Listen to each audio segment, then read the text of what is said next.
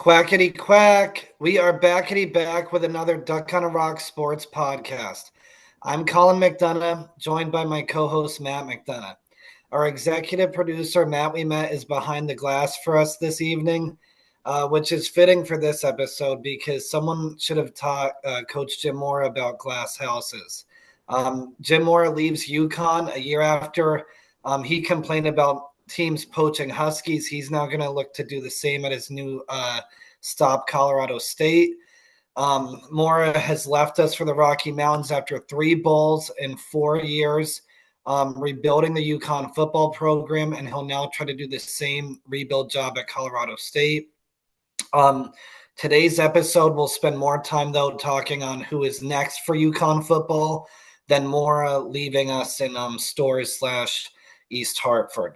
So what is UConn looking for? So splashy hires don't always work. We've seen that with Coach Prime at Colorado, Bill Belichick at North Carolina, a school like UConn, and basically anyone else in today's new college football world is looking for the next Kurt Cignetti, right? So if you look at the coaching carousel, it's not always easy to find that, but we don't know who the next UConn football coach is going to be. We don't know who the leader of the UConn Huskies is, other than knowing it won't be Lane Kiffin. Matt McDonough, do you want to start us off with just some overall thoughts on Jim Mora leaving? You wrote an article that's up on duckandrocksports.com about Mora leaving, relating it to just the coaching industry in general. Do you want to talk a little bit about that? Yeah, sure. So, it's not totally surprising. I think what the frustrating thing from the UConn fan base would be is where he ended up.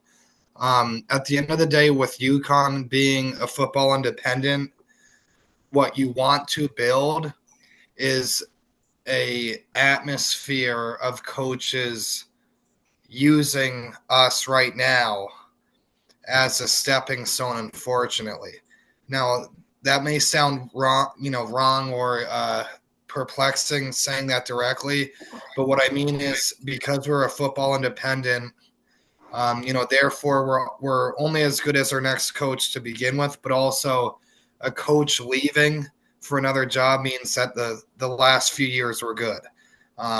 It's better than, Edsel 2.0, Bob Diaco, or Paul Pasqualoni. So you'd prefer to have a Jim Mora leave for another job because they want Jim Mora after 3 bowl eligible seasons, two bowl appearances, 1 bowl win. So that's the first piece where I mention it very subtly, but in the article, but you kind of have to take it as a compliment that they wanted to hire our coach. Now, obviously, a lot of UConn fans, and myself included, loving the football team, more so following the football team closely since conference realignment and seeing the importance of the football team and what it does for the future of the school athletically. It's been kind of a whirlwind since, we all graduated in 2012, but having a Edsel 1.0 level of complaint is something that's actually better than the alternative. We can now complain about a coach leaving for a different job, leaving for a different job that may or may not be viewed as a step up. Just like Randy Edsel at the time. Exactly. Just like Randy Edsel going to Maryland, as well as leaving for a different job in a circumstance that may have not been the most classy way of leaving. Did Mora and Edsel have the same red-eye flight out of Edsel was leaving from Arizona, but maybe Mora. There is what we neglected to put is there is a time difference, of 2 hours between the East Coast and Mountain Time where he went. But so that's kind of what I'd like to say to start, where it is a compliment. It should be taken as such when another school poaches your coach. Now, if we were in the Big 12, if we were in the ACC, as we should be, if we were in the Big 10 instead of Rutgers, and your coach leaves, then that's a different argument altogether. but where we're at currently, this is what's going to happen. So not that we should be looking for the next coach to leave us, but we should be looking for the next coach who will use us to, again, win games, compete, keep moving forward, and hopefully they don't need to leave for another job because UConn will be eventually in a conference. And I think that's what it comes down to, what I was arguing in the piece. One, the coach is going to leave. You just saw Lane Kiffin today, which we'll touch upon, I'm sure, sporadically through this. But Lane Kiffin leaves a playoff team for LSU, big payday, but he leaves a playoff team within the same conference. So everything is on the table for all of these schools. So UConn is no different. They're not immune to any of this. So that's point one. And then, the other thing with just in generalities, not only do coaches leave, and that's their nature, but unfortunately UConn not being affiliated with a conference does hurt them. And I think that overall is the number one reason, especially from that report seen today. I believe it was in the Denver Post of like Mora's text or whatever, saying there is a path to the college football playoff, even though Colorado State's not a P4. They're going into the new Pac-12. Therefore, they're technically eligible for the college football playoff as the G5 entry. Which may have the G5 may get in 2 spots this year, depending on if Duke can win the ACC. And I think when we look at the landscape, like you said, looking at the college football landscape, I mentioned it a little bit early in the season when I was saying that UConn had a real chance, and they did have a chance to go undefeated with 3 overtime road losses. If you look at this in the coaching carousel lens, again, like you said, Ole Miss lost a playoff coach to a non-playoff team. Tulane and North Texas, the winner, likely the G5 playoff representative. Even James Madison could be another G5 representative in the playoff, possibly. I don't know if that's official yet, but possibly losing their coach.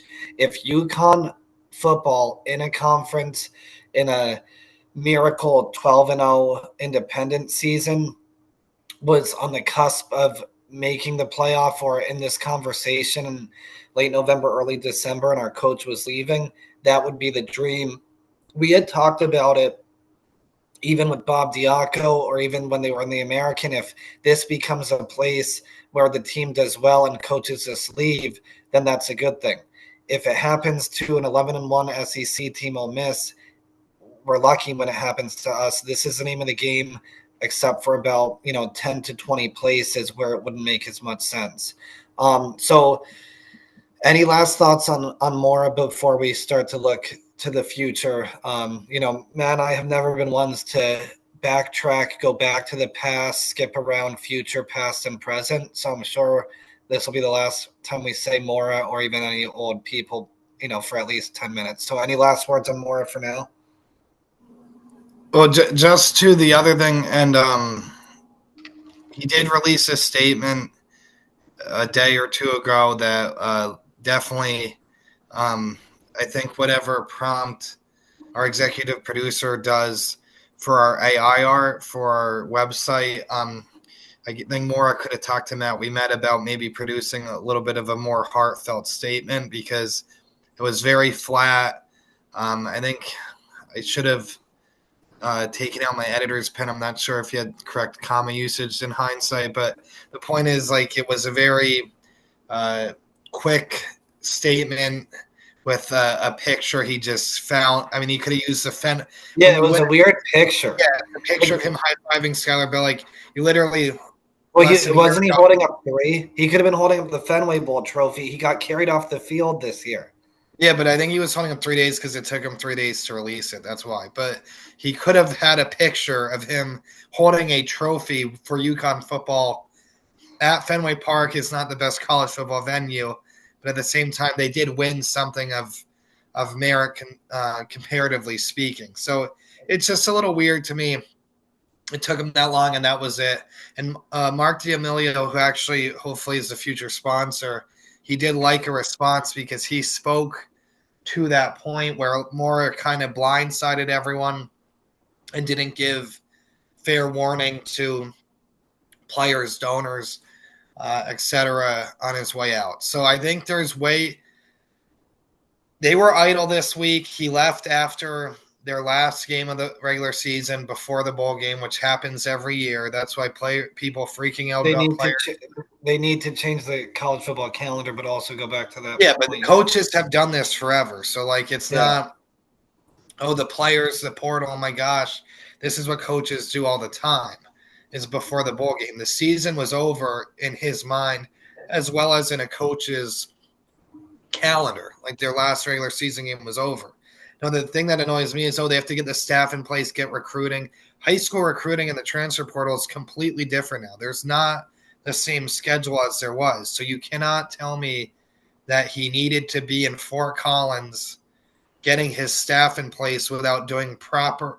Like Edsel at least left on New Year's Day, in the new calendar year as well as after the bowl game. And yes, it was in the dark of night, but like Mora does a cloud of darkness and is out, and it's still November. So for a guy who I loved what he did here. I'm not gonna kick him on his way out because my legs can't reach that far, but it's not something.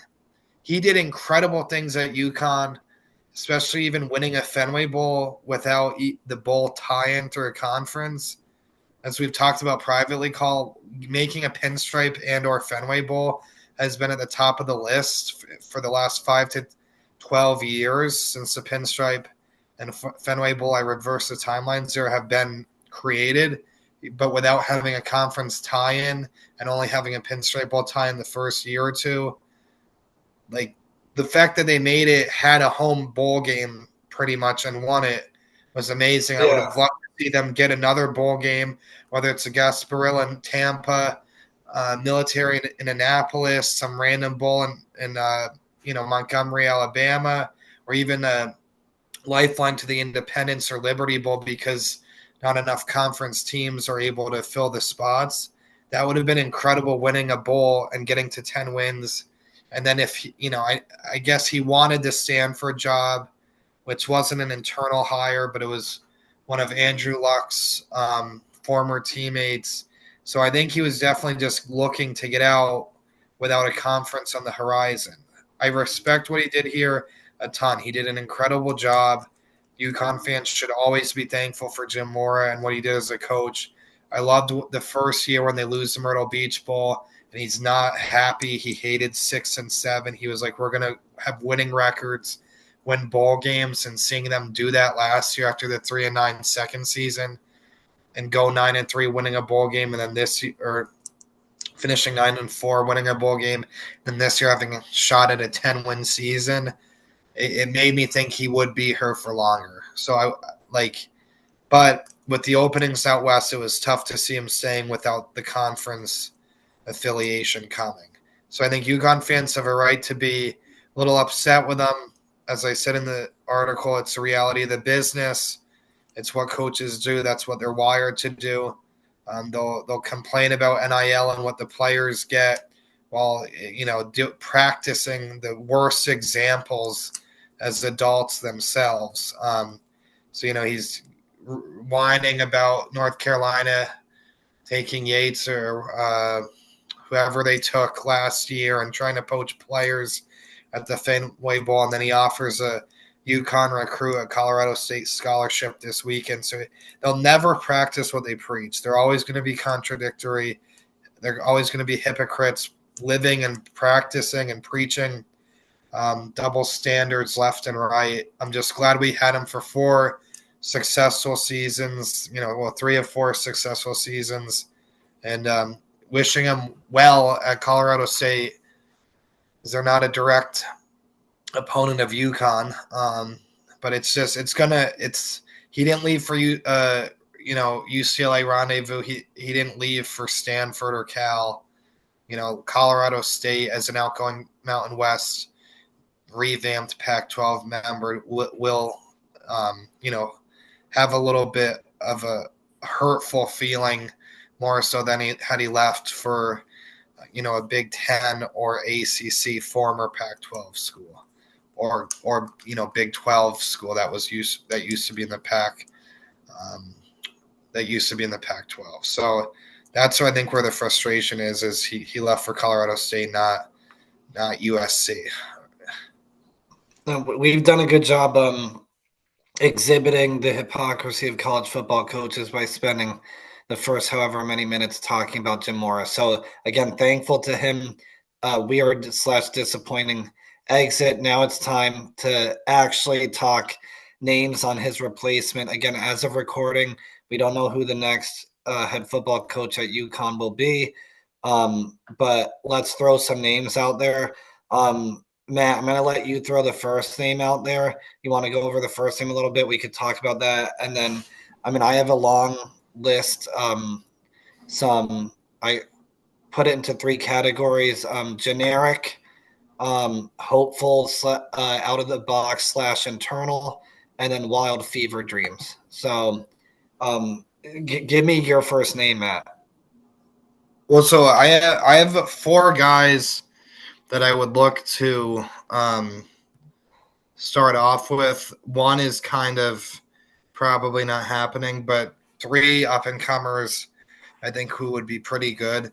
I will say I saw a lot of people on Twitter throwing out Bob Chesney, who obviously seems to be zeroed in, or vice versa. They're zeroing in on him for UCLA, which kind of seems on the surface like an absurd fit, but also that people, and this might sound soft because I didn't really respond to them directly on Twitter, and they have more of a following than we do. But the people are suggesting Bob Chesney, like, you can make the call, but Jim Mora just left UConn for a school with a chance of the playoff, and Bob Chesney can literally probably make the playoff depending on the ACC and if James Madison wins their conference championship game. So there's no way he should consider UConn when, 1, he's probably going to UCLA, and 2, James Madison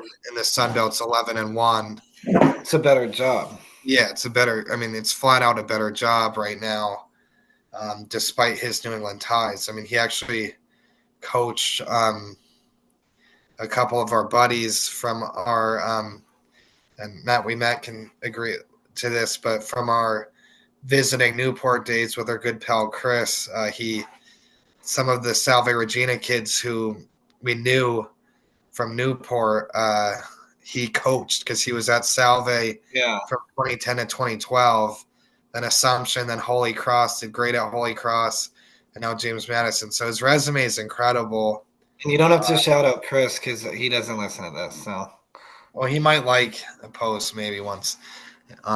But yeah, so like that would not be a realistic hire in my opinion. I guess you have to make the call to everybody, but that's the pipe dream that I do not think is happening, because again, he'll probably be at UCLA by the time this is posted. I'd like to start with Tony Reno at Yale. Yale, we're very biased toward Yale. We were born at Yale New Haven Hospital. Didn't apply there, so not sure if we would have gotten in or not. Who knows? But he's been at Yale since 2012, former Harvard assistant. He's 83-48 at Yale. He's shared 3 Ivy League titles, won 2 outright. He's flipped the Harvard-Yale rivalry on its head. So Harvard had beaten Yale 14 out of 15 times prior, not to him getting there, but prior to this current run, where they've won 8 of 10 and 4 in a row, which was shocking to me when I looked it up, because there was that 9-year stretch where Harvard won 9 in a row. And we went to a couple of those. Yeah, and won 14 of 15. But now I think his overall record 7-6 at versus Harvard after the win 10 days ago, and 8 of 10 with 4 in a row. So Harvard had beaten Yale up with Tim Murphy, and Harvard had a lot of 10-0 seasons. And then this year, Harvard goes into Yale Bowl 9-0 with the FCS playoff bid on the line. Ivy League title on the line. Technically, Harvard and Yale shared it, but Yale wins, so it's not an outright title. But with the tiebreaker, they got the automatic bid for the first year that the Ivy League is in the FCS playoffs. Harvard did get an at-large at 9-1, which was great. They lost at Villanova. And then Saturday, while running errands, I look at the score, and Yale's down 42-14 at Youngstown State.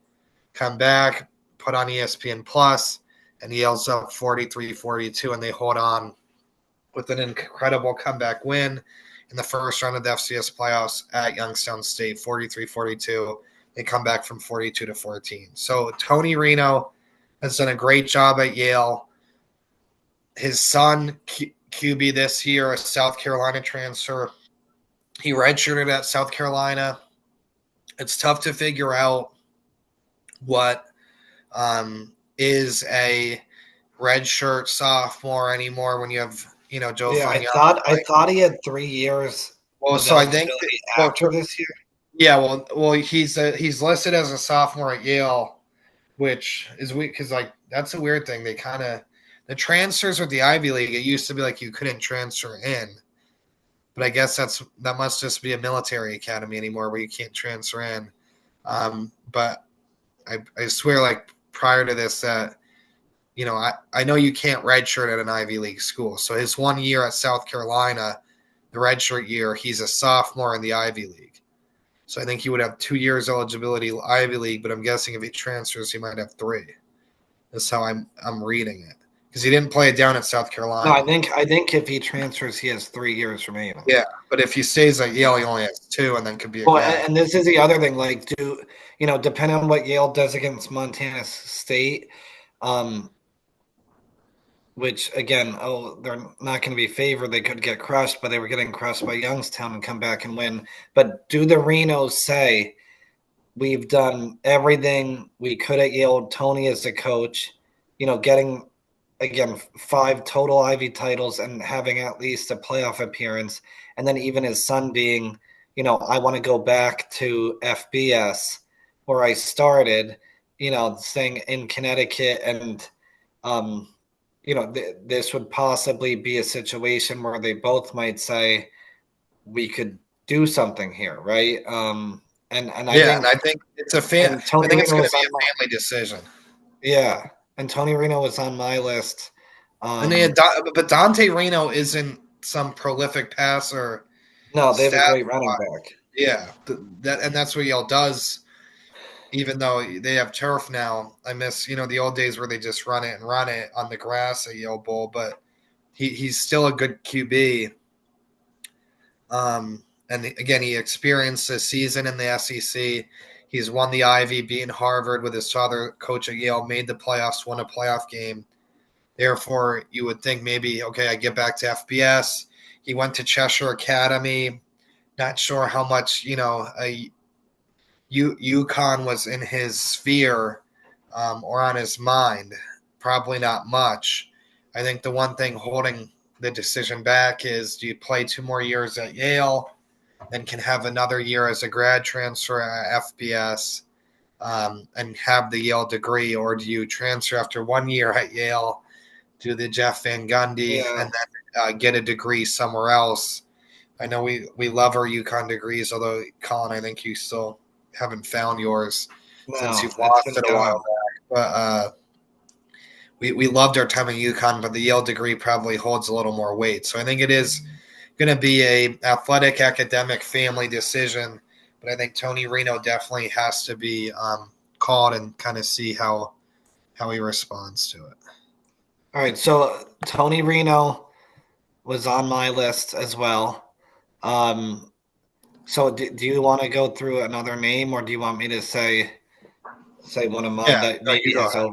So what the first thing, even watching a lot of games this weekend, Thanksgiving weekend, this is hopeful out of the box category. Jerry Mack, Kennesaw State. So he's been in the South his whole career, but just like it only took about 10 minutes to get back to Mora, but just like Mora, who was only in the West and briefly the South, that worked out pretty well for UConn. Mac made a Celebration Bowl with NC Central.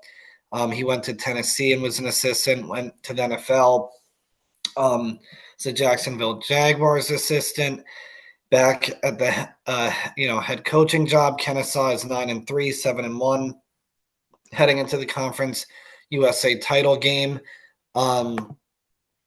Conference USA is one of the G5 conferences that would probably, the American, our former friends, would be the top as far as the usually highly rated. But at this point, he may look and say, okay, if UConn, this would be again about the conference. Maybe he says I'd take a chance if I know UConn could be in a power conference in a year or two. He also could stay at Kennesaw and wait out, another job within maybe the ACC or something. But I think at least you make the call. What was your thoughts on Jerry Mack? Yeah, he was the third guy on my list. Like you said, Jaguars last year, Tennessee and Rice before that. But from 2014 to 2017, he was the head coach at North Carolina Central, NC Central. So he won 3 MEAC titles at NC Central. So the MEAC again is FCS, but he went 8-0, won an outright in 2016, lost the Celebration Bowl. So they're not really part of, similar to Deion Sanders when he was at Jackson State. The Celebration Bowl is the big game for SWAC and MEAC. So he made that winning the outright in 2016, but he shared 3 MEAC titles. So he did win 3 conference championships at Celtics, great 10-time champion, Sam Jones' alma mater, North Carolina Central. So 9-3 at Kennesaw State is pretty important to me and should be to others, considering it's their second year in FBS. Last year, their coach who carried them from FCS to FBS was fired toward the end of the year. They had a young interim finish the season, and there was a sort of like Brian Kelly and LSU, there was a differing in how the firing happened and or a resignation / quitting. So it wasn't exactly like Brian Kelly, but basically the coach and the school disagreed, where the school said you resigned, you quit, and he said no, I was fired. So there was a big mess at Kennesaw State last year in their first year at FBS, and you have Jerry Mack come in and right the ship, and now they're 9-3, playing Jacksonville State in the Conference USA Championship game, which one of these years could be the G5 representative. He's actually playing Charles Kelly, who, if he wasn't 58, probably wouldn't be a terrible choice for a coach coming up, because he has 2-time national championship resume and finally got his shot with Jacksonville State. But I think Jerry Mack needs to be called. Just his debut year, he could ride the wave to a better opportunity. Maybe he'd consider UConn, but I definitely think, like you said, if he stays at Kennesaw State, does a couple more years at this level, he probably would get a P4 job. So if he was third on your list, who was second? So second is Willie Simmons from FIU. The only reason why I put Willie Simmons ahead of Jerry Mack is he has more experience as a head coach. So, and also similarly speaking, his one FBS stop in his one FBS season, similar to Jerry Mack, he's done very well at. So he was his resume as an assistant doesn't have the cachet of the Jacksonville Jaguars or University of Tennessee. He was at Middle Tennessee. He was at Duke last year as the run game coordinator before getting the FIU job. The impressive thing with Willie Simmons to me is, one, Prairie View A&M, he went 45-13 as a coach there. 21-11. So Prairie View A&M, for old school NCAA football video game users who remember the PS2 or PS1 days, where they had limited 1AA teams. Prairie View A&M was the worst team you could play with or play against. So that's where I'm just looking at it from a nostalgic perspective. But anyway, he went 21-11 there. Then he goes to Florida A&M, goes 45-13, wins the Celebration Bowl and a SWAC title at 8-0 in 2023. So he won the Celebration Bowl with a 12-1 record, 8-0 SWAC title, had a good record at Prairie View A&M before Florida A&M, and then he goes to FIU after the year at Duke. FIU had gone 4-8 3 straight seasons. Prior to that, in 2020, they were 0-5 and then 1-11 in 2021. So they had been a terrible team. At 4-8 doesn't sound bad, but even when Mike McIntyre was there, he would openly critique and criticize certain aspects of the program, and then he also would. I think what I tried looking it up because I think he's actually an analyst at Mississippi State now, but I believe I believe they shared equipment or had to borrow equipment, maybe from Mississippi State or some other school where they had to like beg for pads or helmets. The FIU, it was incredibly underfunded, and McIntyre would say what was on his mind. So even though he went 3 straight 4-8 seasons, which was probably kind of impressive, all things considering, now they're 5-7 under Willie Simmons in his first year. So he had the experience in the SWAC, winning a conference title. Now he's at a team, even though they play in Pitbull Stadium, Dale.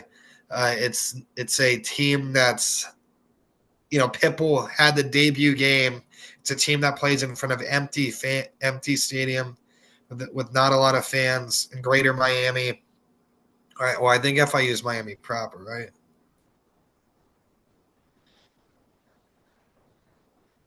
But they're like the last game in town there, so it's not. He would, if he were to consider you, Yeah, he'd be FIU the I think is in the city of Miami. I think. yeah, but like they're not.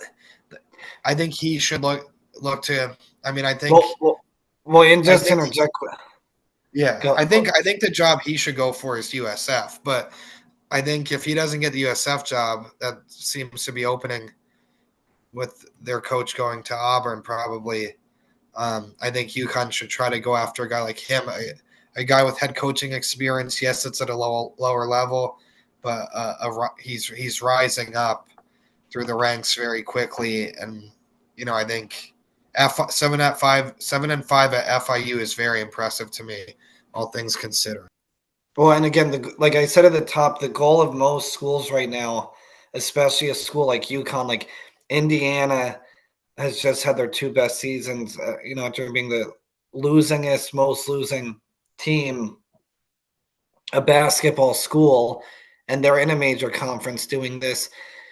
The goal is to find another Kurt Signetti. And what did he do at every stop he was at, right? He won, right? So if, Yeah, he again, won Google him, and he was at Indiana.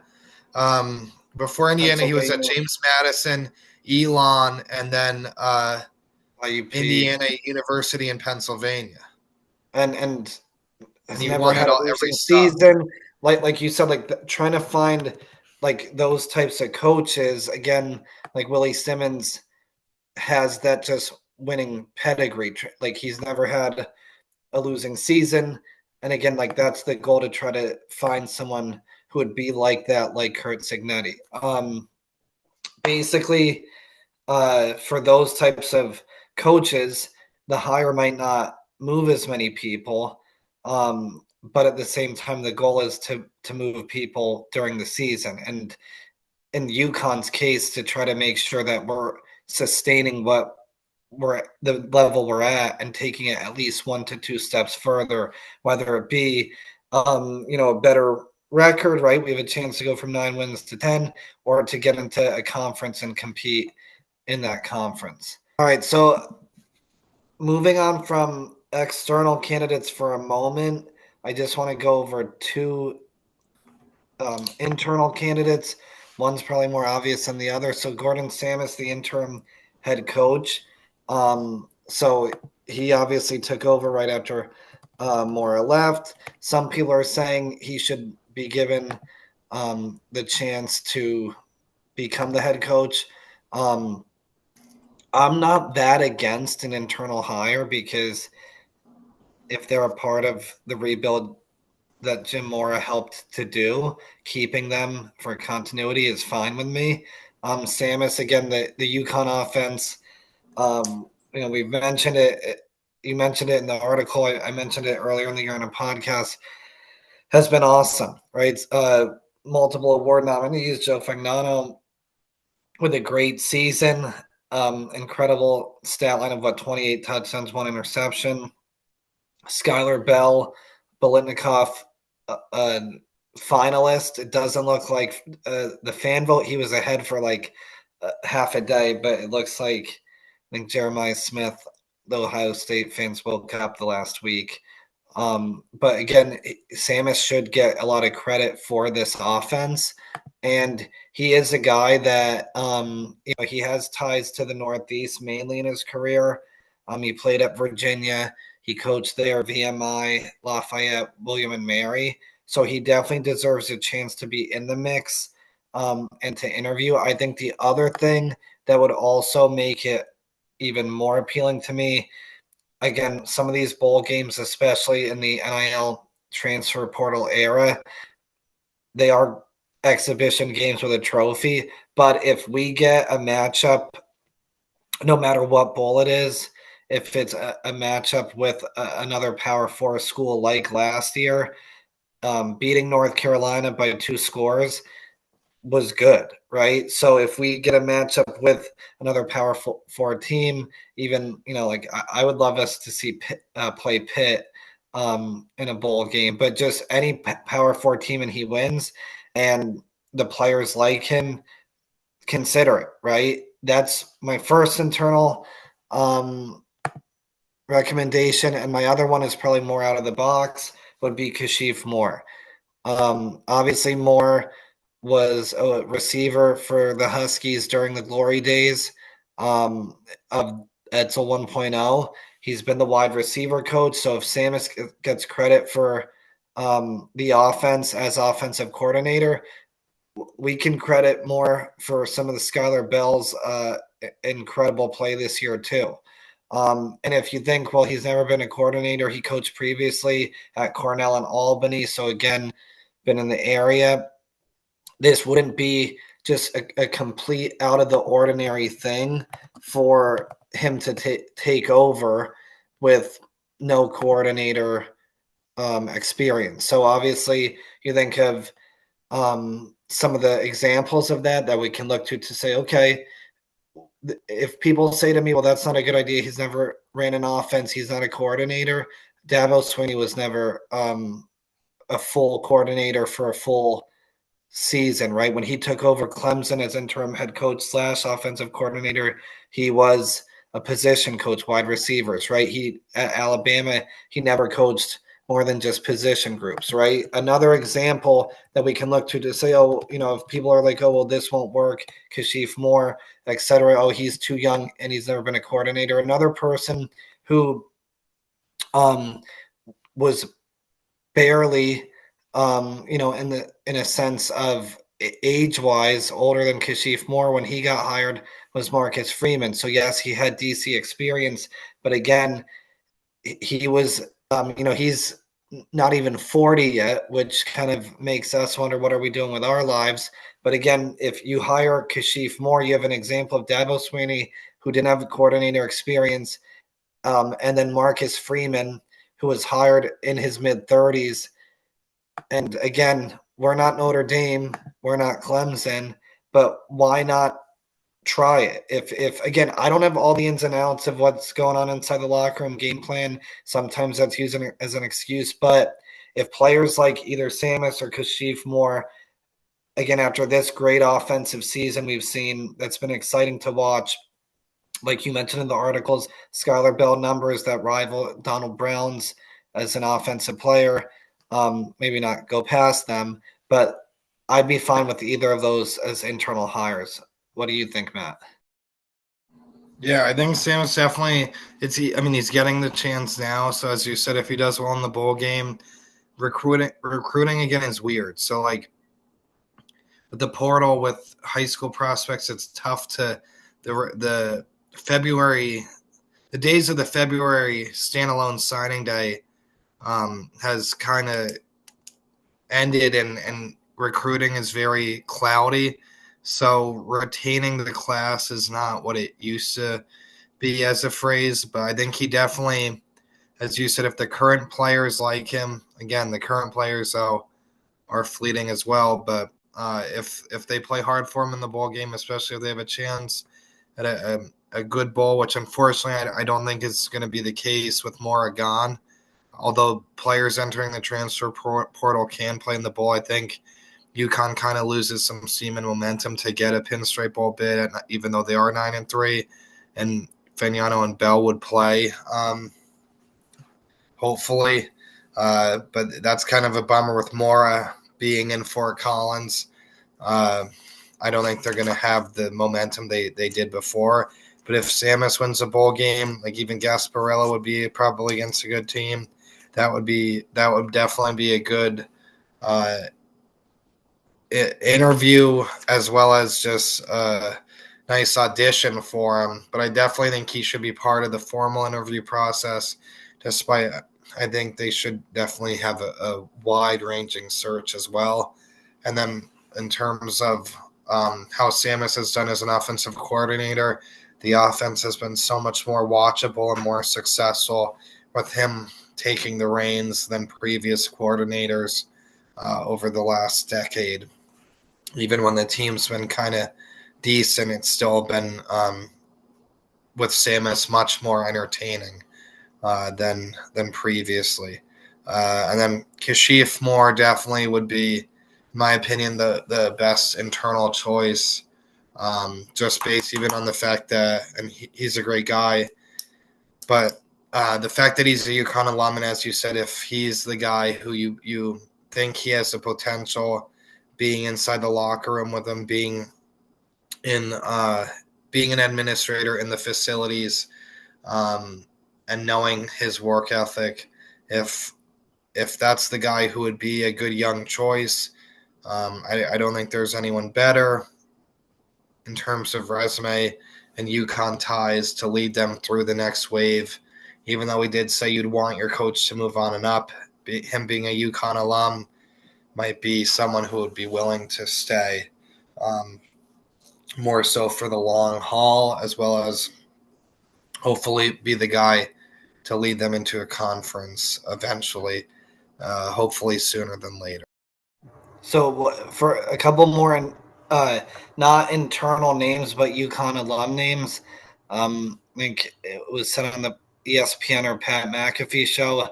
Any interest in Dan Orlovsky or Darius Butler? I think those are pretty big outliers without the coaching experience. Not that you necessarily need incredible coaching experience, based on if you look at other realms of society and how experience doesn't really apply to being put in a position of leadership or roles pertaining to leading. So I think Darius Butler, Dan Orlovsky would be great additions to a coaching staff. I think both of them, despite the fact that I don't really watch Pat McAfee much at all. Well, I mean, you could hear him on Saturdays from 9 to Yeah, I noon, mean, I love even watching if you don't college. have the channel on. Yeah, I love watching It college is game day. amazing that Pat McAfee is someone who, like, and Makes again, like $17 million. maybe credit to him as a person.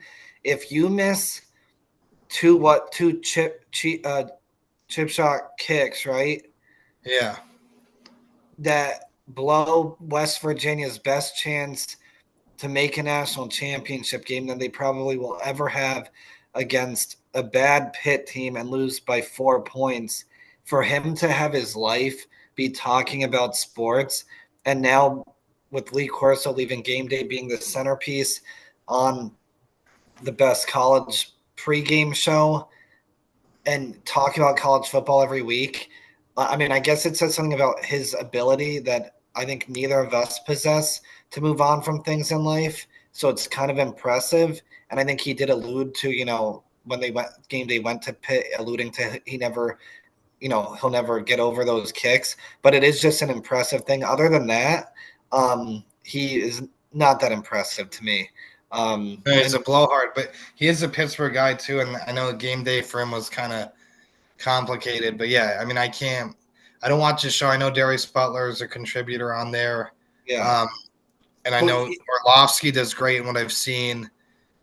His limited color commentary, but more so his film analysis. breakdown. Well, yeah, the other thing, he does a great job. He knows both of them know the game. I think those two former players, UConn greats, would be better suited in like a GM type role, in my opinion. Well, yeah, that's the thing.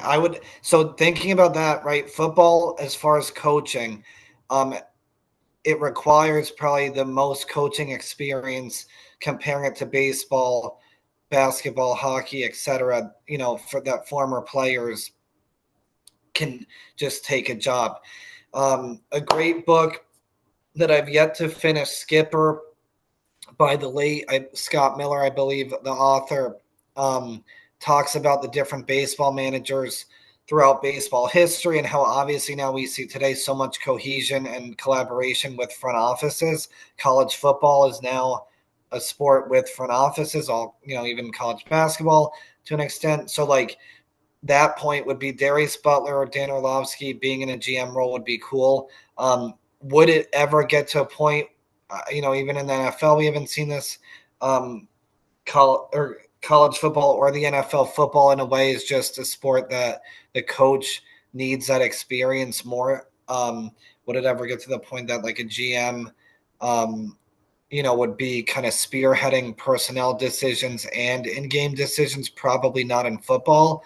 But again, Butler, Orlovsky, that would be interesting to look that route as far as just getting, a foot in the door back at UConn fully on staff. You've gone through 3 of your names. Do you want to do your 4th name before I give another name? And then even we could go into the Wild Fever Dream list, because it is getting late and it is getting to cold and flu season. So Wild Fever Dreams are upcoming, I think. Hopefully not. Joe Moorhead was the last one. He's only 52, which, is younger than Mora. And he has kind of lived a lifetime in football similar to Mora. But he does have UConn ties as their QB coach and offensive coordinator from 2009 to 2010, and their QB coach, 2011 as well. He coached at Fordham, won a Patriot League in 2014, and then he was a Penn State OC, and then goes to Mississippi State, which isn't a great fit. He made 2 bowls there, went 14-12, which now looks decent. Yeah, which looks great. I'm sure Brandon Walker, who did not respond to our reply, I guess he blocks everyone who disagrees with him, so he must be living a boring life that way. But he would love 14-12 because I know Brandon Walker was very distraught at Ole Miss's win over Mississippi State with their coach literally 2 feet out the door. So that was, they've been like 1-14. And just for the listeners, Brandon Walker is someone who blocked Matt a year ago, and since we're gonna do an episode. We'll do an episode on it. But he's it'll be a solo episode. Yeah, he's blocked me, but not Duck on a Rock as of airtime. So, but I actually never had a bad thing to say about Mississippi State until last year, but that's where we're at. But yeah, so that was like a weird fit, but he still did pretty decent at Mississippi State, and then went to Oregon before going to Akron, which also is kind of like a perplexing move because the Zips have been that's kind of been their close to win total is their name for each year, but he has improved. He went to 2-10 in the first 2 years, and then 4-8, and then this year 5-7. one game away from bowl eligibility. So similarly to Willie Simmons, who's 7-5 to me at FIU is pretty impressive, all things considering. 5-7 in Akron is pretty impressive. Just like the MAC Coach of the Year, I forget his name, who was the interim, now full-time head coach at Kent State. After they had one win in 2 years, goes 5-7 at Kent State this year. So like that's, again, comparatively speaking, where Akron 5-7 is a pretty big deal to me. Kent State is too. I think Moorhead has done decently improving with Akron. And I think Moorhead would be a name that would be someone you call later on if you can't get certain guys we've already mentioned. Or again, if Dave Benedict, if they like, we're just alums on a podcast talking about this. The hope is that people making a ton of money have a list that isn't just talked about on UConn group chats or people talking on Twitter or message boards or blogs. The hope would be they could have zeroed in, isn't this supposed to be their job to do that? But if some of these names are on the list that, we think they should be, Moorhead would be a name that I don't think would be that exciting to most of the fan base. But if you couldn't get certain guys and he wanted to come back as a head coach, I mean, the UConn fan base has pined for former assistants to have come back, before. Getting Joe Moorhead, again, he's had some levels of success that I think could translate. I didn't even know that he was that young into another stabilizing at least few years. So I would take him. Again, it wouldn't be that exciting, but I would definitely take him. I did have him listed on the list. Again, even though it's 4 years at Akron, all losing seasons, like you said, improvement. Two other names quick that I don't think we've gone to. So Ryan Carty at Delaware. So Delaware will be in a bowl game with Florida State and Auburn losing. yeah. And again, Delaware beat UConn this year. Delaware in their first year in FBS. Again, getting to 6-6 is a big accomplishment. Does he view UConn as a job he wants to step up to? Does he think, well, we literally beat them this year, I'm building something at Delaware?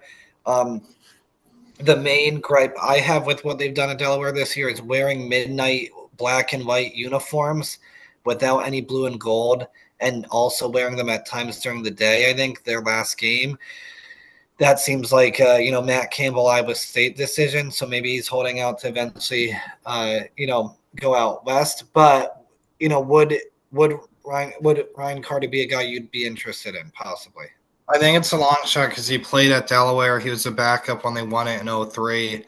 He also won it, I think it was the springtime national title during COVID with Sam Houston State. I don't think he's at his alma mater. He coached them to the FCS playoffs. He's coaching them to a bowl game. Obviously he also beat UConn. I think unless the money's remarkably better and that's what he's looking for, I don't really see him, which it should be better. But unless he's looking to leave his alma mater, I really don't see him doing that, especially considering they're making the transition. As you said, they got to bowl eligibility in their first year because there were less teams bowl eligible. Them and Missouri State are the newcomers that get to play in a bowl, a la how James Madison and I think Jacksonville State did a few years back. So he's worth a call, but I would be kind of very shocked actually if he agreed to leave once again because he's in a conference too. That could be a G5 entry at some point. In a playoff. What about, speaking of, this is now a back-to-back conference champ from the FCS, undefeated in the playoffs right now, Kevin Cahill, out of Lehigh.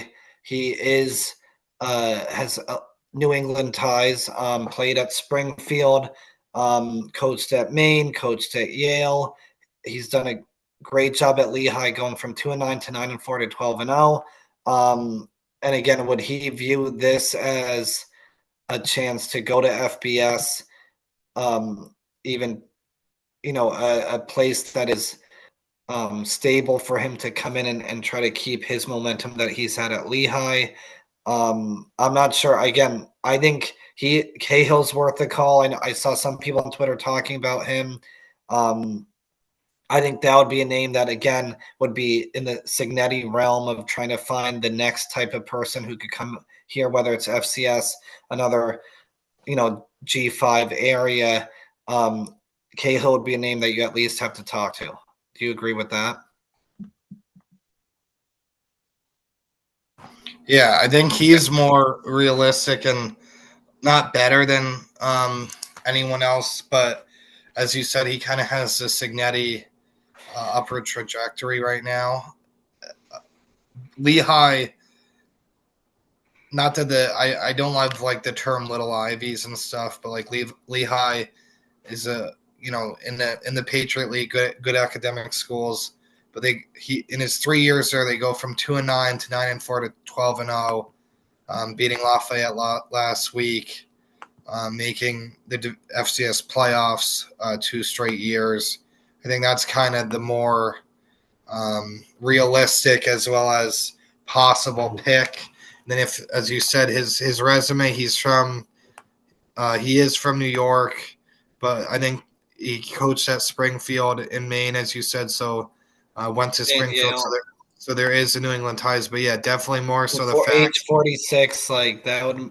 Yeah, he's young, right? 46, but I think too he lived, which is the best city bar none, because Hamden's a town charter, but best city bar none in the state is New Haven, and he was at Yale for 10 years, so he would have a good idea as to what living the state's about. If he liked Connecticut, which again, Yale as a school, it's not always about where you're living.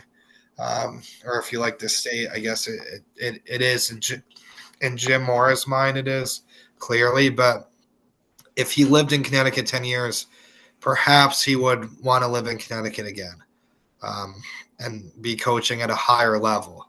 Like Delaware and UConn, yes, I do think we're well above Delaware, but at the same time, not that much really, right? Like, especially for an alum. Delaware's won 1AA/FCS championships, playoffs appearances, and making a bowl in their first year in a conference. You could argue that there's more upward, more mobility there. But for the Lehigh coach, it's a little different, right? Like, I think that would be someone who would realistically not. I don't like to use the word have a shot at, but I think he needs to be called and kind of see his interests and what his. I think if his mindset is to move forward, it would be a natural stepping stone for him to go from Lehigh to UConn. Again, he would be a candidate if you're looking at the Kirk Signetti track to keep moving up, but he's done a great job in 3 years, so you got to give him definitely proper vetting and see if he'd interview. So one more, this could be considered out of the box, but I actually think it could be sneaky good. So he is 56, but Terry Smith, the Penn State interim head coach. So he is a guy that wants to stay at Penn State, wants to stay the head coach, or stay the actual head coach at Penn State. They've made a bowl. He righted the ship after it kind of just completely went bust with Franklin. It would be great. That would be an incredible bowl matchup for UConn. I mean, if we ever played Penn State. But Terry Smith, I think if he didn't get the Penn State job, and I listen, on Penn State podcasts, look at Penn State articles, the thought process is that they'd want him to stay on the staff as he's done, because he is a Penn State alum and from Aliquippa and Monroeville, so he's a Pennsylvania guy completely through and through. The only thing is, if Penn State makes a hire, they don't want to keep him on, or if he says to himself, I got to coach 6 games, be the head coach, I want to stay a head coach, and UConn gives him that chance. Again, some of his resume is kind of fun for us. He was at Duquesne for a little bit. So our mom, our dad, our auntie, our cousin once removed, or second cousin, all went to Duquesne. So in Pittsburgh. So he also coached at Gateway High School, which I think I did. Oh, that's Monroeville and Pitcairn. Yeah, So, Pitcairn and Monroeville. And didn't I which is play running ties back to for our, them? our grandmother's side of the family. Say it again. Yeah, didn't I play running back Yeah, for I Gateway think High that was, School? yeah, it was either Monroeville NCAA or football during Gateway COVID. is the merged school district. I think what they're the Gateway Gators, maybe. Yes. But Yep. it's Monroeville and Pitcairn, and our our great aunt and uncle, but Helpy, the now defunct Helpy Tavern, was our great grandparents' bar when they came over from Italy, and our grandmother and her side of the family, after coming over from Italy, was Pitcairn natives, and then had Monroeville ties as well. And like you said, he's And Pittsburgh Helpy guy. Tavern would have definitely been a sponsor and a place we would have frequented. Yeah, So, yeah. Well, we still have the but key to it. Our auntie still has the key to it. So yeah. the So building again, got knocked down, unfortunately. But yeah, like that, I It mean, is he cool is. from a family perspective. Like you said, even the Duquesne, I think he was like a GA there, an assistant at Duquesne, Yeah. where mother and father met. So like, it is from a personal standpoint would be cool. But don't you think even just like the Franklin years for Penn State were still successful? Oh, yeah, He well, was he's even been at a Penn State Temple for a assistant for year. a long time. Yeah, he's coached in big games. He was at Temple before then. Like he's made the jump from his alma mater high school to alma mater college. And I do think the parallel to me is Jim Leonard, who was a Wisconsin alum, got a chance before Luke Fickell took the job at Wisconsin, which has not worked out particularly well.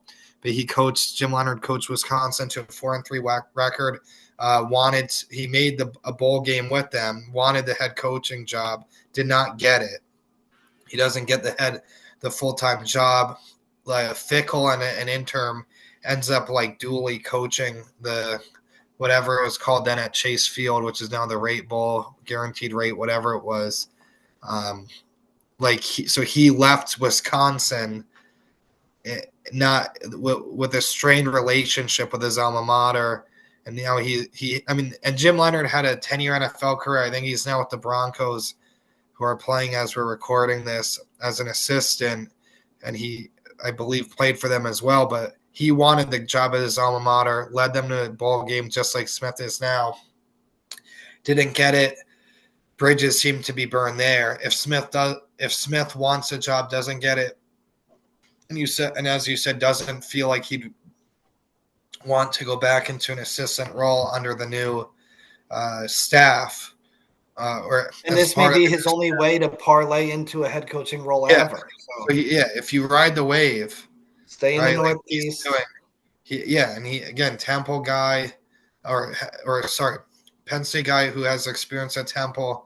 He's not new to being an assistant, so maybe he wants to maintain a head coaching job, as you said, because it's not been easy for him, especially with their quarterback getting hurt in Franklin's last game. He's doing it with the backup quarterback. Yeah, and I think, I think I've seen some UConn fans, I think want the Penn State offensive coordinator, Andy Kotelnicki. But if you listen to Penn State fans, they hate the guy and love Terry Smith and want to keep Smith as head coach. And a lot of the Penn State kind of podcasts I've listened to have been saying they don't like the job he's done. yeah, but we wonder why UConn fans want that. But we could look at that another time. But like Smith is the head coach, leading them to a bowl, whether it's I think it'd just be a great get. And I'm not trying to sound like a boneyard post from 2011 or 2012. Not that recruiting is everything anymore in this era, but who would know Pennsylvania high school recruiting better than Terry Smith working at Pennsylvania high schools and all these schools in Pennsylvania and Penn State? I think it would be just an interesting try. And again, like Yeah. you think of, even looking at Sharon Moore at Michigan, obviously they lost to Ohio State. He did beat them last year, but he's had 2 straight winning seasons, even after the Harbaugh National Championship, and he coached a few of those games that year, and then leaving them in not the best place, and he still went 9-3. So even to Penn State, I mean, Terry Smith should be looked at, and if he's being looked at by Penn State, UConn Yeah, should look at no, him. exactly. I Like, mean, like that's the thing. he's winning games in the Big Ten, and yes, the schedule's been a little bit lighter. I think they beat Rutgers with Shiano, who went 5-7. They beat Michigan State, who I'm sure Jonathan Smith is regretting leaving Oregon State to begin with, even though it was kind of a tough time for the athletic department when he left his alma mater for Michigan State. I know I forget who the other win was, maybe because they had lost UCLA, Oregon, UCLA, Nebraska. Northwestern. Nebraska. Yeah, so we beat So Nebraska, he who beat the guy yeah, that's he beat the guy they want. Like yeah. Matt Rule, who has never maintained anything in his life as a head coach. He's had back-to-back double-digit wins with Temple, and then left for Baylor. Oh my gosh, he turns around and he goes 2-10, 1-11, then okay, 10-2, 11-3 with Temple, whatever it was. Okay, then goes to Baylor, goes 1-11. Wins double-digit wins, makes the Sugar Bowl with his art smock, and then leaves for Carolina, gets the $40 million buyout, and then he's done very well in Nebraska with back-to-back 7-5 seasons that would have gotten Bo Pelini stripped naked and sent out of town on the first train because Matt Rule somehow has an extension till 2033. I wouldn't want to go back to my alma mater and Penn State and that pressure if I was given that for back-to-back 7-win seasons. So, It's insane.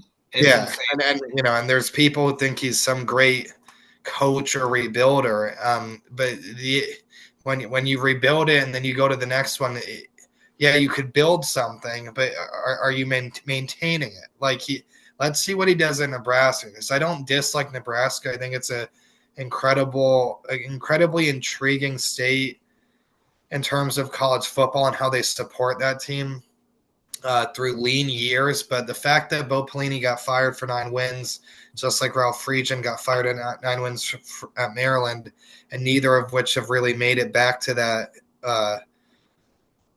spot since. I think Matt Rule, if he wins 10 games in the Big Ten, props to him. I'll eat crow. But the guy is, in my opinion, one of the most overrated coaches who is counting his money, laughing at all of us for these turnarounds that he accomplished and achieved, but did not do anything to maintain. Right? Like, it's just – and I love how Smith beat him that game and blew the doors off of him too. Yeah. That was great. They looked like the number 2 Penn State that we thought but they they had the backup QB. Yeah, I know Nebraska did too, but I think the Raiola is transferring, and I think he's going to Kansas City to be Patrick Mahomes' stunt double in these hilarious State Farm commercials, which the Megan Trainor one particularly. I can't even stop laughing about it now, just thinking how funny it is. The writing, the acting, it's incredible how funny these State Farm commercials are with Megan Trainor, especially. The writing's beautiful. If they wrote a comedy sitcom, I'd be the first one watching it and binging it repeatedly. But I think that's Dylan Raiola's next move based on his mediocre quarterback play. Dylan Raiola has done a better job as cosplaying Patrick Mahomes than either of us have ever done for each other as twins. Well, I'm doing a pretty good job cosplaying our next candidate, which is a pipe dream candidate, but unfortunately speaking, I do look like based on weight gain, hygiene, and just that was the next name I was going to mention. So I guess we are twins. Let's transition to someone who, if you look at my Twitter feed, I'm going to have a lot of tweets to delete should he take the UConn head coaching job. Matt Patricia, I think I would get behind. Again, he's now at Ohio State. he helped win Super Bowls for our Patriots. He helped lose a Super Bowl for the Patriots, and then went to the Lions. I think if this happened, I would be very interested, and I would get behind it eventually. I mean, I have to. I mean, I like the thing is, 5 years ago, I would not want to get behind that Patricia in line at Jersey Mike's because you'd be waiting there a while. But now the roles are reversed. I mean, he looks great. He's lost a ton of weight. I've gained a ton of weight. Like he's done incredible with the Ohio State defense. Like seeing Tom Brady on the sideline was awesome. Yeah, Right? Ohio State defense, like Yeah, like but you saw that video of him hugging Brady. Like yeah, like he looks what he looked like in his last stint in New England, as well as I know he had that awful injury with Detroit, and it was during COVID. Like he looks like a new man. Like I would be totally on board with him being the UConn football head coach. Again, very hypocritical of me, contradictory to everything I've said about him, making fun of him, despite the fact he was the New England Patriots champion, brought us and our family incredible memories. I never really loved the guy. His last day of work before leaving for the Lions was the complete opposite end of the spectrum of the next season with Brian Flores' last day of work before he left for the Miami Dolphins. That Philadelphia Eagles Super Bowl still pains me how poorly the defense played and squandered the efforts of the Patriots offense and Tom Brady, and they could have again won another Super Bowl. The Malcolm Butler thing, which we'll never really, I guess, know the full story. So there are a lot of things. well, the rumors are that Patricia was disrespected. Yeah. So he felt yeah, again, and I've Which is crazy disrespected to that Patricia a lot over the years on my Twitter feed. But if he joins the UConn Huskies, then all is forgiven, and I'll be the first one, to welcome him with open arms because the guy has done incredible at Ohio State, especially with whatever the name of their former defensive coordinator leaving for Penn State. They look better. They went undefeated in the regular season. They look to be primed to go back to back. I'll be rooting hard for Indiana to beat them. So Matt Patricia's never won a national championship, but he has won 3 Super Bowls. His family truly loved New England, and that's actually a real real fact, not a rumor. And he views it as a place where he could be for a few years coaching as a head coach in college football.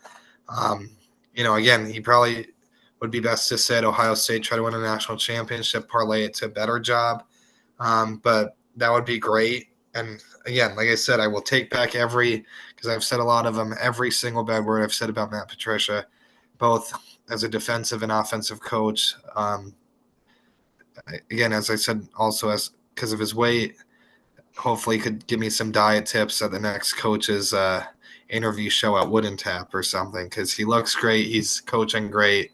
And at this point, getting a coach of his caliber to come to UConn would be pretty awesome. All right, we got to get close to wrapping this up, but we still have a few names in the see, I had Matt Patricia in the fever dream list, but I think that's maybe the most possible out of that list. I'd hope it would be cool. I still think it is. I mean, well, if you give the rundown of the other candidates, so even though tonight we're talking about National Flag Blue, we do love Kelly Green on here, and I think not mentioning 2 Kellys with New England ties. So we'll start with Chip Kelly, New Hampshire ties, obviously Oregon, Eagles, 49ers, UCLA, did win the national championship as an Ohio State coordinator, offensive coordinator last year, parlayed that into the Raiders offensive coordinator, which he's already been relieved of duties. Could UConn try to lure him? Yeah, I mean, I think that I don't know how possible it is. I don't know what he's looking to do really moving forward. So you said he did coach big part of Ryan Day's staff last year, winning the national championship as an assistant. His UCLA tenure, him leaving UCLA to become an Ohio State assistant, told me he doesn't really love this style of college football off the field, as right? a Like, head coach. yeah, as a head coach, and then to go back to the NFL where he was a head coach with Philadelphia, in San Francisco. It didn't work out. He did beat the Patriots week 1, but it did not work out as nothing's worked out for the Raiders since week 1, really. So he's already on the market. I don't know if he goes back to college or tries to land a gig somewhere with an NFL quarterback coach or something, or if he just takes, goes back to TV, which he did a little bit. Who knows? I think he'd do. I don't think he'd do poorly, and I just think I don't know how much his heart would be in it based on how he left UCLA and kind of what the reasons seem to be, him taking a step down from UCLA. I do think, a lot of coaches complain about NIL and stuff, despite, again, the hypocrisy of them doing whatever the heck they want whenever they want. Yeah, they've always been about the money. They've always been about transferring schools. And None of the themselves. players are doing But it. the thing is, like with him, his days were numbered at UCLA. I do think. Like, I think he knew what the roster was looking at. I think he knew that he wasn't going to be retained or extended.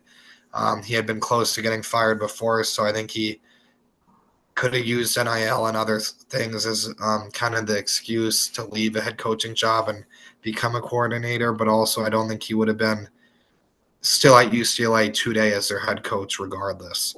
But with the regional ties, if he wanted to try and kind of get back to the basics, maybe he would consider UConn. Yeah, and he did get that national championship ring. He could not at Oregon. The other Kelly is Brian Kelly, New England ties with being from Massachusetts. Not just is he from Massachusetts, he went to Assumption. Obviously Cincinnati, an old friend of UConn, and then Notre Dame, and then the weird fit at LSU that did not work out. That then eventually led to the news at the top of the show with their new coach, LSU Lane Kiffin. Brian Kelly's suing LSU. Does he say to himself, I've got, he left Notre Dame because he thought that LSU was going to be a better chance for him to win a national championship. Notre Dame, under his replacement, Marcus Freeman, had won 2 major bowl games, which he never did last year, and then got to a national championship game, which he didn't come close to doing at LSU. Again, I do want to say to, some people really thought Notre Dame losing Brian Kelly would be the worst thing on earth, even though I don't think Notre Dame should get into the playoff this year. Freeman, again, 10-2. He's done a great job there. Kelly did not at LSU. Does he say to himself, I made a national title game at Notre Dame. I made other playoff appearances at Notre Dame. I went to LSU to try to go to the top conference, supposedly, and try to get out of my comfort zone to win a national championship. Does he give up on that dream and kind of say, maybe I come back this way and just be a head coach with lower stakes? I don't know. I mean, that's the thing. Again, like every name we've said tonight, you make the call and see and do your due diligence on every name, whether it be someone from FCS or someone who's coached at the highest level of FBS. I think LSU has formally fired him and given him the $54 million buyout in full. So I think he's going to be talking to his bank account instead of his agent to get another job. I think that was just him saying, he wanted to get hired this cycle, as an argument to get the full buyout. If I'm him, I don't look at UConn. I don't look at coaching. Again, he's not my favorite guy in the world. We could talk about the off-field incident that was tragic and terrible. That seems to reflect kind of the person he has kind of been talked about behind the scenes to be. We don't know firsthand. He's a good football coach. despite him probably not being the best person on earth. But I don't really see him immediately getting back into college football this year unless there's, you know, a like Tulane is open. You know what I mean? Like a Yeah. job like that. If he You know, just loves Cajun food and I mean, wants to stay I down love there. Cajun food. Yeah, I would just be in New Orleans for the next year, sitting on $54 million if I was him. But unless there's one of those jobs, a USF, a Tulane, Memphis, they're all open now.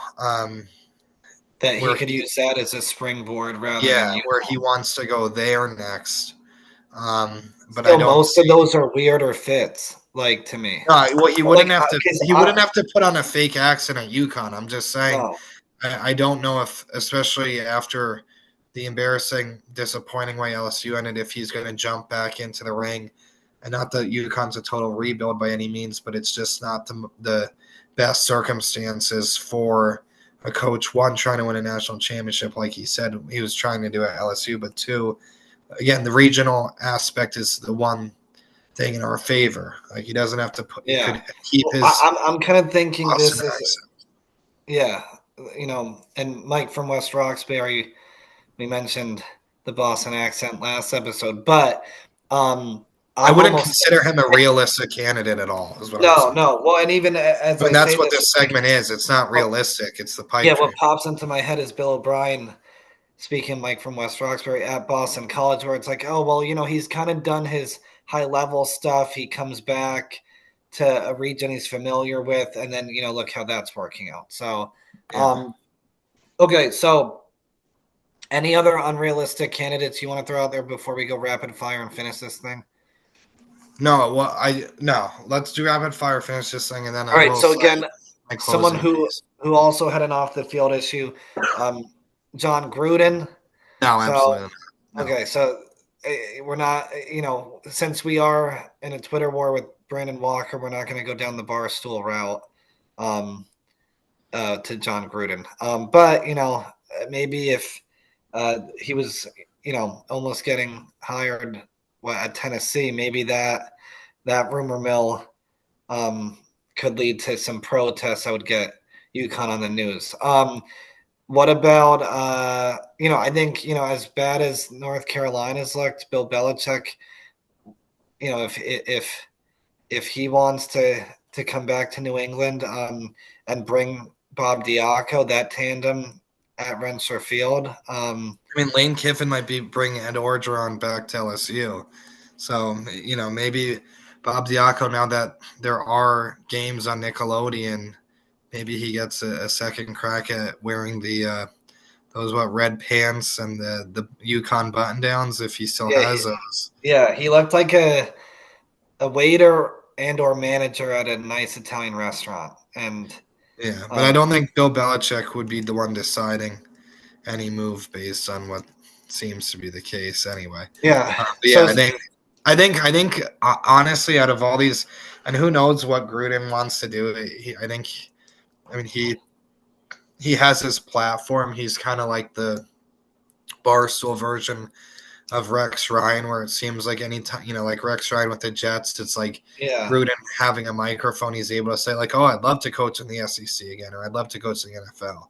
Just like Brian Kelly will, James Franklin actually, he did say on game day, "Oh, I'm going to win a national championship. It just won't be at Penn State." And then he did take the Virginia Tech job.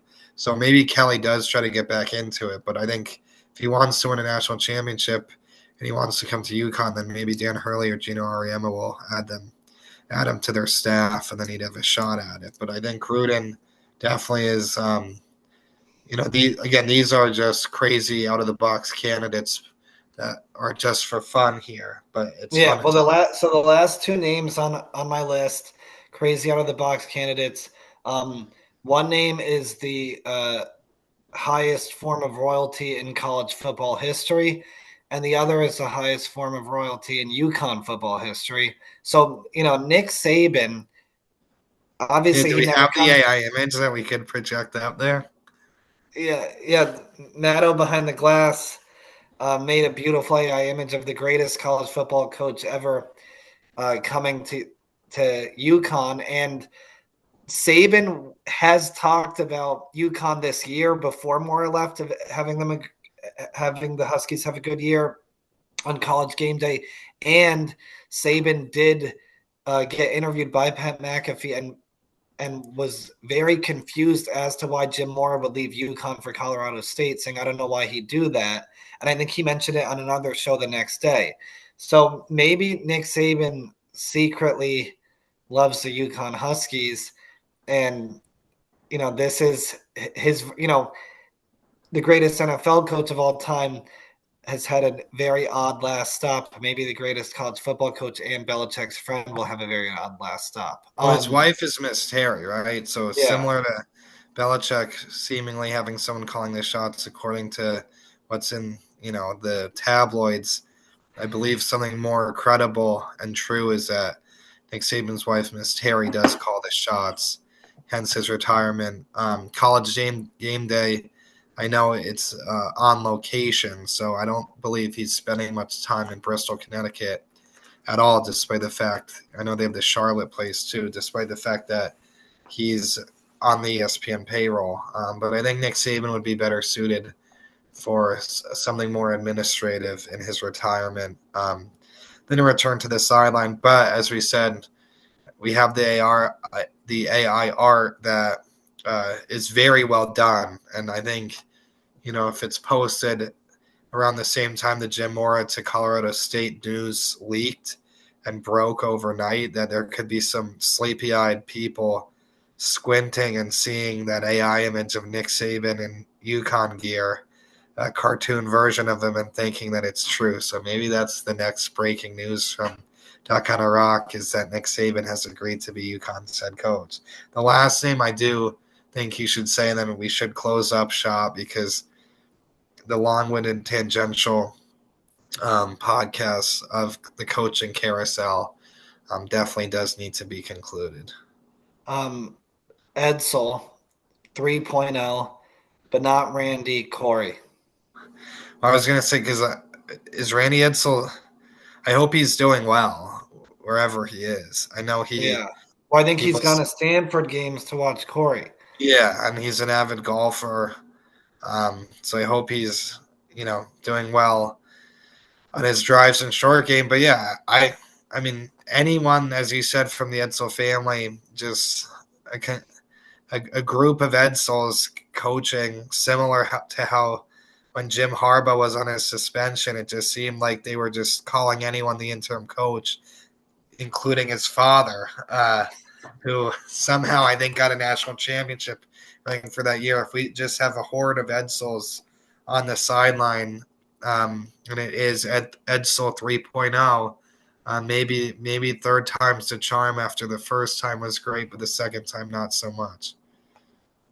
So yeah, we apologize, as Matt said, for the long tangential carousel. This podcast episode was a lot longer than the fictional Kodak ad by Don Draper and Mad Men. Yeah, that was much better than the State Farm commercials with Megan Trainor. Yeah, and speaking of other art and entertainment that's much better than State Farm commercials, maybe not as good as Mad Men, but in our world, apologies to the viewers for this long-winded episode, and apologies to the three of us, because we all now need to watch the Chair Company season finale on HBO an hour late. So that we did this for you and did it against ourselves. So Yeah, well, I do want to say one more thing though, just to make it longer, because because well, one, I'm probably going to save Chair Company for later this week, because I'm going to try to hit the treadmill to look like the current Matt Patricia, not the former. But I do think at the end of the day, just like Jim Mora was a name out of left field, under the radar, I do think it'd be great if we could look back and say, oh my gosh, we called it. One of our candidates did become the next UConn coach. At the end of the day, retread, young up and comer, experienced head coach, coordinator, whoever it is, you do obviously just want them to win and be the next coach that UConn needs. And I think, deadpan jokes or serious arguments aside, whoever does take the job, we're going to wish well. And I Yes. think it's not the good thing to kind of close on Jim Mora, even though we did kind of poke fun at a few things in the last week about him.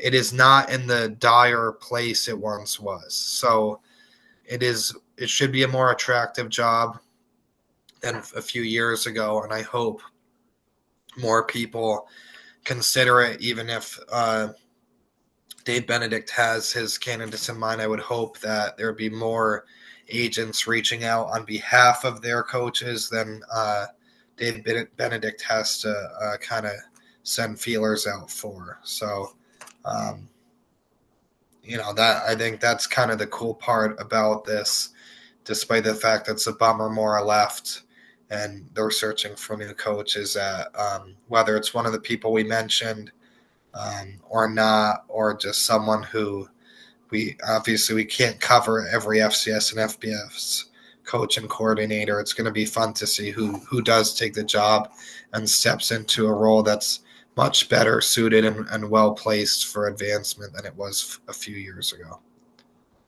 Agreed. Well said. And with that, Matt, do you want to sign us off? Actually, happy late Thanksgiving, happy early holidays. Yeah, Um, yeah. Who are you? Oh, this is Patrick. He does sports. Oh, is that not our sign off? That's a hilarious State Farm tagline. Thanks for bearing with us. Just like every time I see Megan Trainor and Patrick Mahomes on the TV, I have to bear with that 30-second commercial. So thanks for bearing with us for an hour and a half, 2 hours, however long it went. Appreciate all of you, and thank you as always for being part of our flock.